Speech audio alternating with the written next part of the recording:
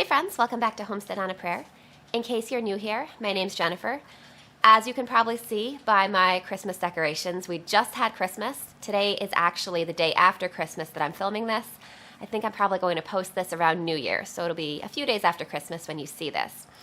But either way, once Christmas is over and we're kind of into the cold, kind of long stretch of winter, that is when I really like to start getting serious about garden planting.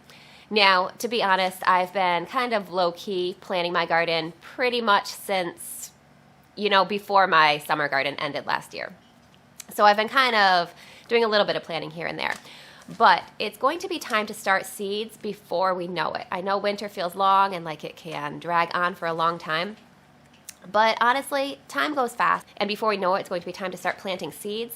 And either way, now is definitely the time to order seeds. So today I've got my whole seed collection out on the table with me. We're not going to go through everything in the seed collection, but what I'm going to do is I'm just going to kind of share with you my favorite must-grow varieties that I grow every year. Now, for the most part, these are varieties that I've grown many years, have consistently performed well for me. There are a few varieties, I want to say maybe 3 varieties, that I actually just grew for the first time last year, but I can pretty confidently say that all of those will be added to my must-grow list because they just did so amazingly last year. Now, I just want to say this is not going to be anywhere close to all the varieties that I'm going to be growing. I always grow many varieties of a lot of different vegetables, but I'm just going to share with you a few of my tried and true favorites.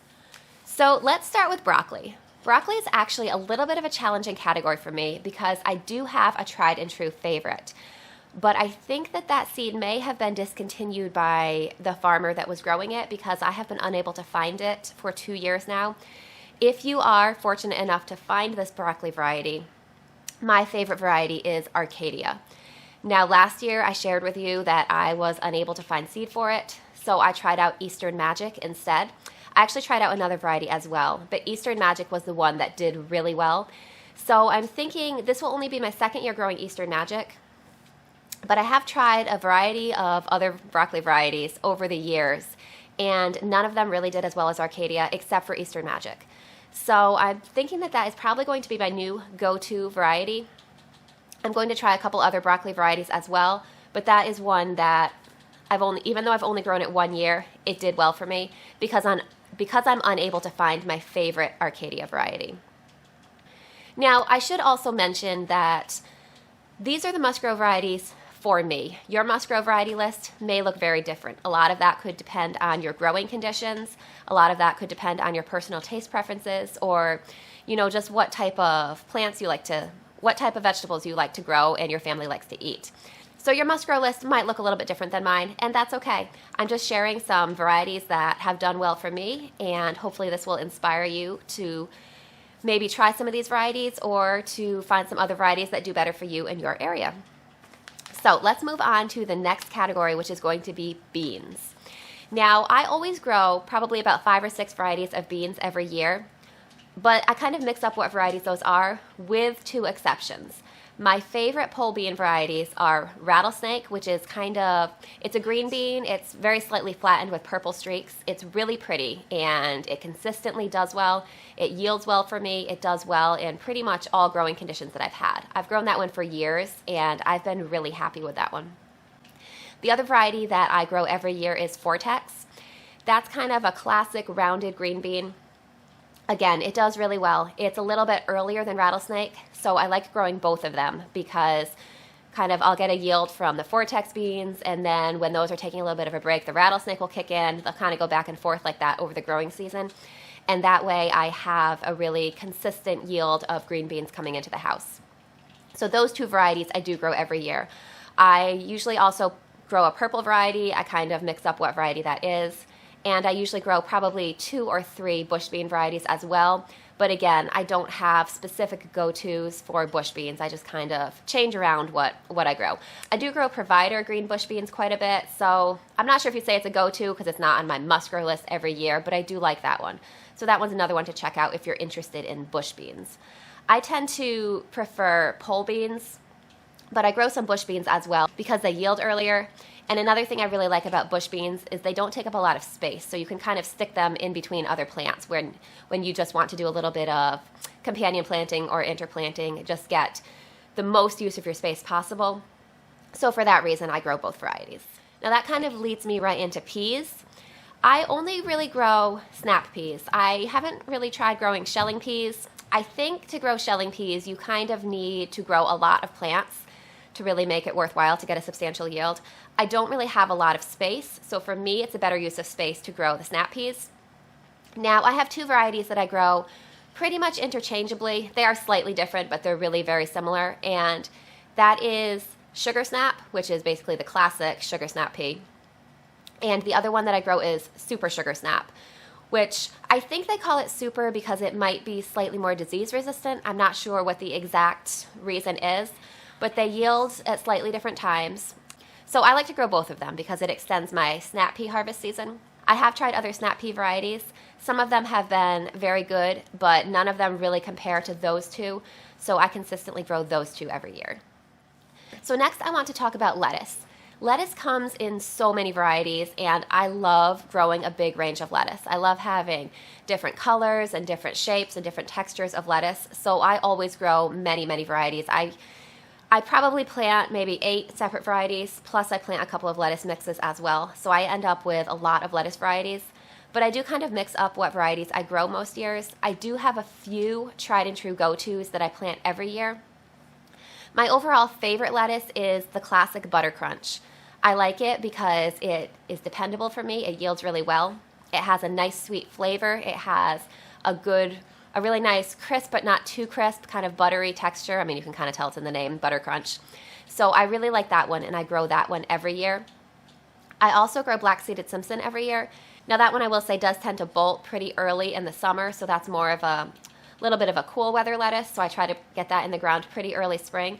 But it's such a nice, bright, happy green. It grows really quickly in the early spring, and so I really like growing that one as well.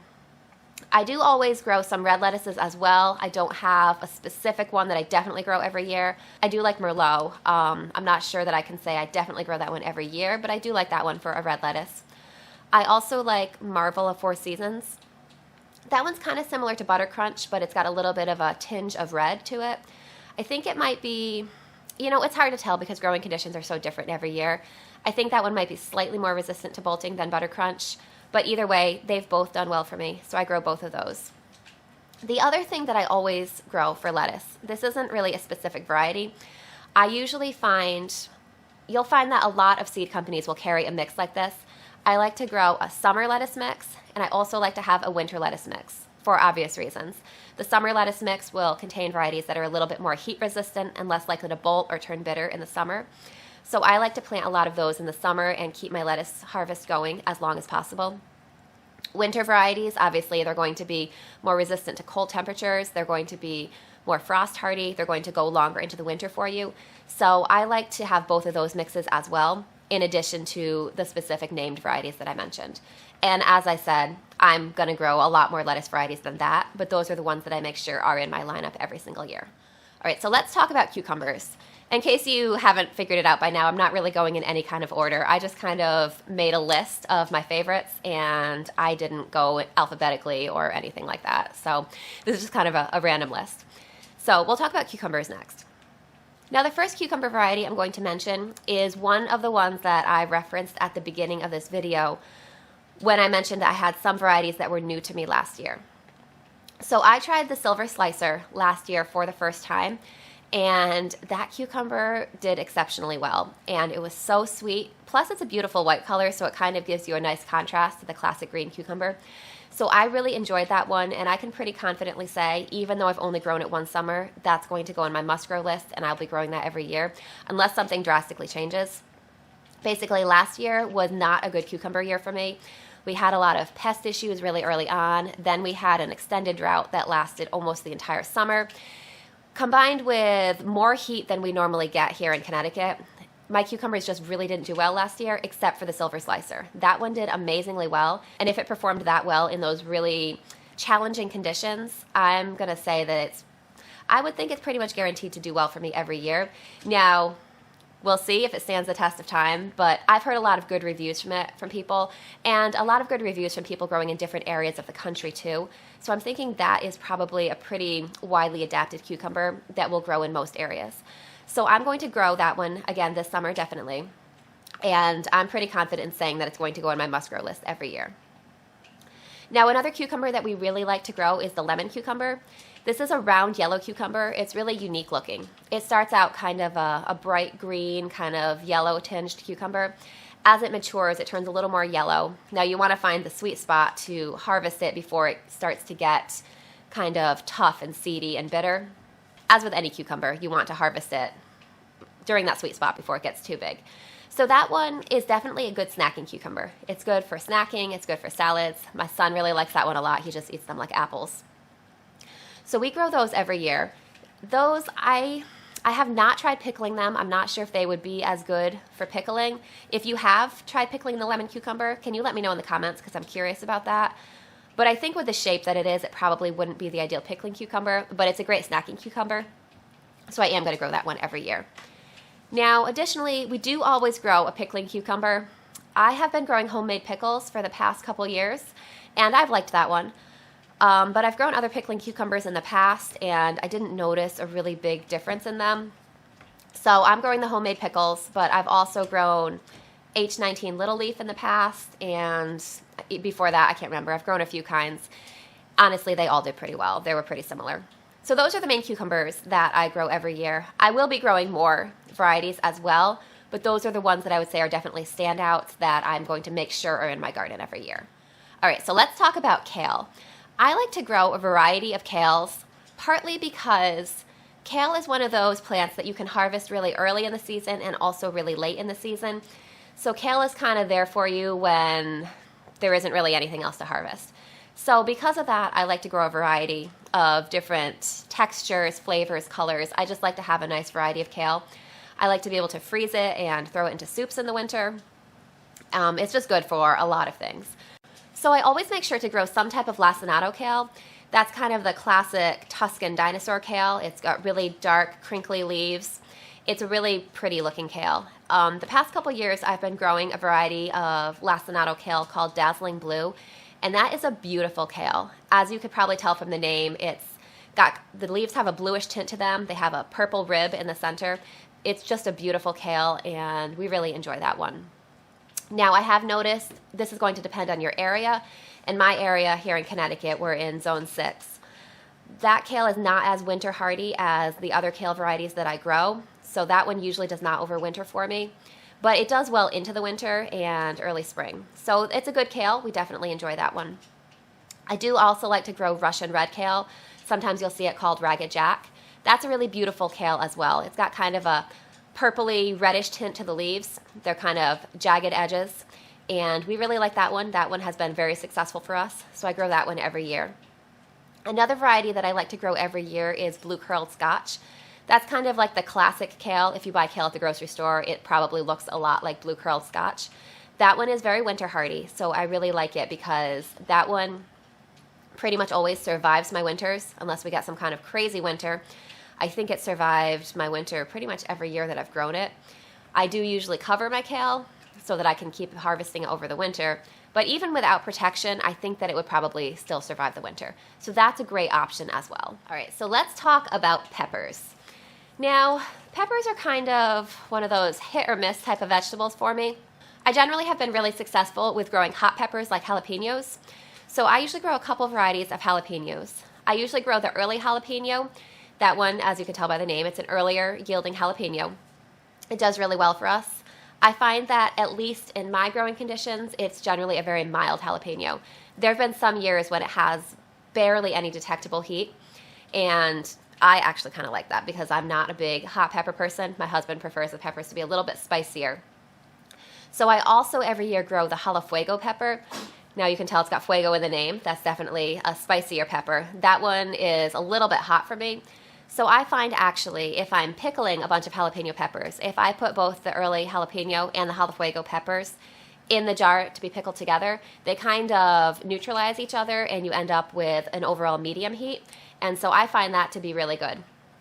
So I grow both of those jalapenos every year. Those are both consistently successful for me. I also grow a variety of sweet peppers every year. I do kind of mix up which peppers I grow. Sweet peppers tend to be very inconsistent for me. Some years I have great success with peppers, some years not so much. So I do kind of mix up which sweet peppers I grow every year, so I don't have specific varieties to recommend to you. One other pepper that I do want to recommend, this is one that, again, I grew for the first time last year, but this pepper really wowed me. That is the shishito pepper. Now, this is kind of, I'm not sure if you'd consider it a sweet pepper or a hot pepper. Most of the peppers that you harvest will be sweet and not have any heat. But every once in a while, you get a spicy one. So even the spicy ones that you get are not very hot. Definitely less spicy than my jalafuego peppers and probably around the level of my early jalapenos, which are pretty mild. But as I said, most of the shishitos are not spicy at all, and the ones that are spicy are still pretty mild. So similarly to cucumbers, I had a really rough pepper year last year. I posted a garden fails video kind of recapping the garden season. I'll link that video below so that you can see in more detail what went wrong with my peppers this year. But there were a variety of reasons that peppers did not do well for me last year. Jalapenos, of course, did well. They pretty much always do. But my sweet peppers did not do well. Now, despite that, the shishito pepper did really well.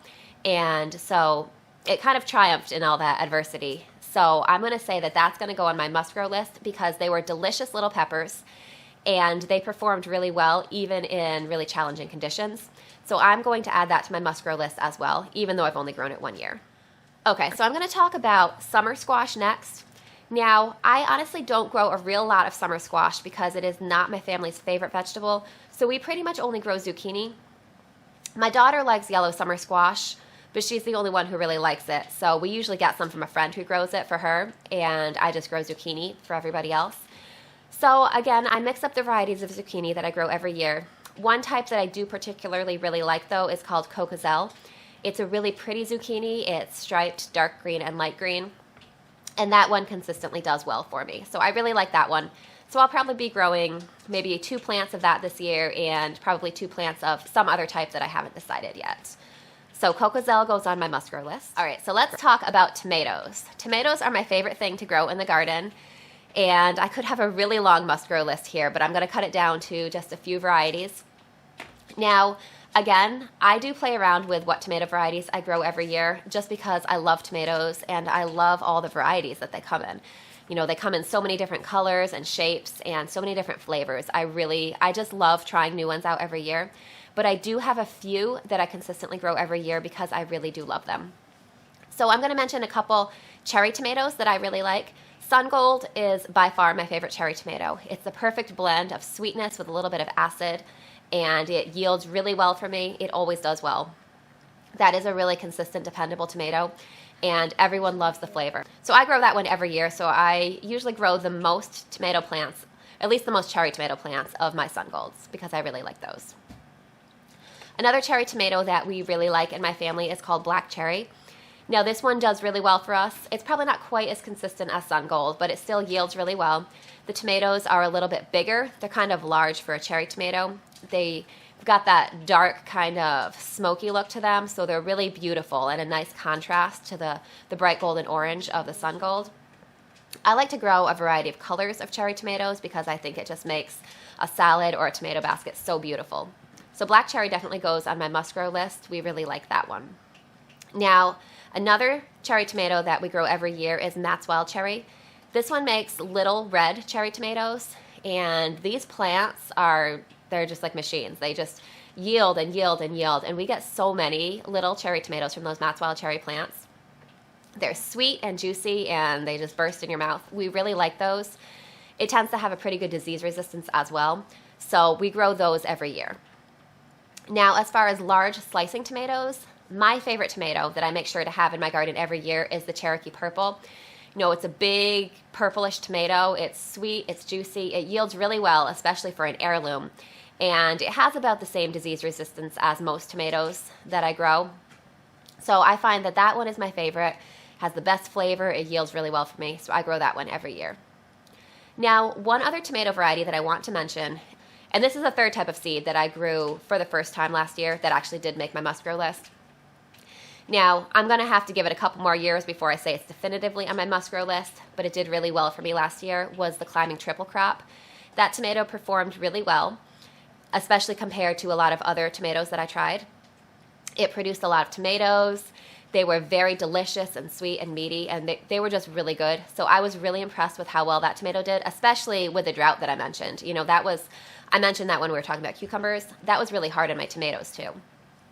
But the climbing triple crop did well despite that. So I'm going to say that that's going to go on my must-grow list every year. I'm definitely growing it this year. So if you're interested in a more complete tomato review, kind of at the end of the growing season, I did a video talking about all the tomato varieties that I grew in my 2022 garden and how each of them did. I'll go ahead and link that video in the video description. So if you want to get a little more idea of how a bigger range of tomatoes did for me, you can go ahead and watch that video as well. So I do want to also mention a few herb varieties and flower varieties that I find are on my must-grow list as well. Now there's going to be a little bit of overlap here. For example, calendula is obviously a flower, but I also grow it as an herb as well because I use the flowers medicinally. So there'll be a little bit of overlap on these lists. I kind of put each variety of seed into whichever category. I felt like it fit most, but you know, there's some could really be in both categories. So let's talk about herbs first. Basil, of course, I grow basil every year. Basil comes in so many varieties, and I love to experiment and try new varieties of basil. Every year I'll grow something like a kind of classic basil, like a sweet Italian basil or a Genovese basil. Those are both classic, delicious basils that will yield well, be dependable. They'll produce lots of basil for pesto for you. Last year I also tried out spicy bush basil, and I really liked that one. So I'm going to give it a little more of a chance, but I'm pretty sure that that one is going to go on my must-grow list every year too. That one has smaller leaves, a little bit of a spicier flavor. I really liked that one kind of as a contrast. I also grew a mammoth lettuce leaf basil last year, which I really liked as well. So I'm growing that again this year. That will probably make it to the must-grow list. But I always make sure I have one of those classic basils, either a sweet Italian basil or an Italian large leaf basil or a Genovese basil. Those are kind of your classic basils. So if you're just looking for a basic basil to get started with, definitely start with one of those and then pick another variety or two to add in for a little bit of interest as well. Now, I also grow parsley from seed every year. I usually get Italian flatleaf parsley, kind of like a giant of Italy or Italian giant parsley. You can see it kind of listed under a couple different names. So I grow that one every year as well. Now, when I was talking about basil, I did forget to mention holy basil because I grow that as well. I'm not sure if that's actually considered a true basil, if it's actually related or not, but either way, it's kind of a similar plant, and I always grow one of those every year as well and dry it for tea. It also is great for attracting pollinators. It just smells delicious in the garden, so I always make sure to grow some of that as well. Now, one other herb that I always start from seed as well every year is chamomile. Now, chamomile, of course, makes delicious tea. It's a beautiful plant. It's just happy, and I just really enjoy it. It has kind of an appley scent to it, which is really nice. Now, the last couple of years, I've been growing Zloty land chamomile, which I believe is a Polish chamomile variety. That one has done a little bit better for me in my garden than the regular German chamomile that you can find. I think the flowers are a little bit larger and it yields a little bit more. So I've been growing that one the past few years, and I've been happy with that. Now, there are plenty of other herbs that I, of course, grow, but most of the other herbs that I grow for me are perennials in my area. I have thyme, sage, oregano, a lot of those types of herbs. I just purchased those sorts at a local nursery and plopped them in my garden, and those have been coming back year after year after year for me. So even though I grow those every year, they don't require much maintenance on my part, and I don't get any seeds for them, so that's why I didn't really include them in this list. So the last category that I want to talk about is flowers.